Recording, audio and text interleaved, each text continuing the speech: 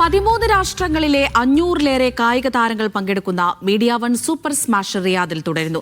Saudi badminton federation head coach Ammar അവാദാണ് മത്സരങ്ങളുടെ ഉദ്ഘാടനം നിർവഹിച്ചത്. നാളെ പുലർച്ചെ വരെ ഫൈനൽ മത്സരങ്ങൾ നീളും.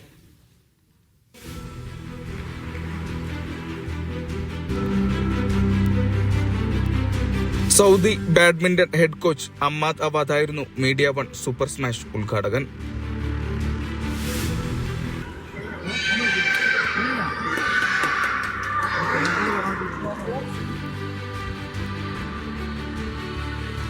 കേരള സ്റ്റേറ്റ് ടീം അംഗങ്ങളായ ഹാനിൻ റഹ്മാൻ, ഇമ്മാനുവൽ സാജി എന്നിവർക്കുള്ള എമർജിംഗ് പ്ലെയർ പുരസ്കാരവും സ്പോൺസർമാർക്കുള്ള മെമന്റോയും സൗദി ഹെഡ് കോച്ച് സമ്മാനിച്ചു.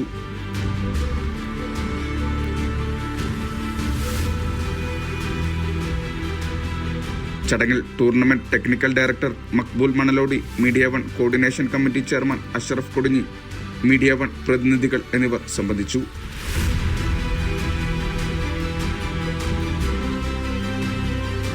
പതിമൂന്ന് രാജ്യങ്ങളിൽ നിന്നുള്ള 500-ലധികം കളിക്കാർ പങ്കെടുക്കുന്ന സൂപ്പർ സ്മാഷിന്റെ ഫൈനൽ മത്സരങ്ങൾ ഇന്ന് അർദ്ധരാത്രിയോടെയായിരിക്കും. ഇവിടെ ഇതുപോലത്തുള്ള ഒരു പരിപാടി സംഘടിപ്പിക്കാൻ മീഡിയ ഔട്ട് പോലുള്ള ഒരു ഇന്ത്യയിലെ നമ്പർ 1 മീഡിയ ചാനലായ മീഡിയ ഔട്ടിൻ്റെ കൂടെ പങ്കെടുക്കാൻ പറ്റിയതിൽ വളരെയധികം സന്തോഷം. അതോടൊപ്പം തന്നെ ടെലിമണി എന്ന റെമിറ്റൻസ് സെന്ററിന്റെ ഭാഗമായിട്ട് ഇവിടെ വരാൻ പറ്റിയതിലും ഇതിന്റെ റെമിറ്റൻസ് പാർട്ണറായി പങ്കെടുക്കാൻ പറ്റിയതിലും മലയാളി കമ്മ്യൂണിറ്റിയുടെ ഇടയിൽ ഏറ്റവും പ്രബലമായി നിൽക്കുന്ന ഒരുപാട് ബാങ്കുകൾക്കിടയിൽ മികച്ച സർവീസ് നൽകുന്ന ഒരു സർവീസാണ് ടെലിമണിയുടെ സേവനം. റായിദ് പ്രോ കോർട്ടായിരിക്കും വേദി.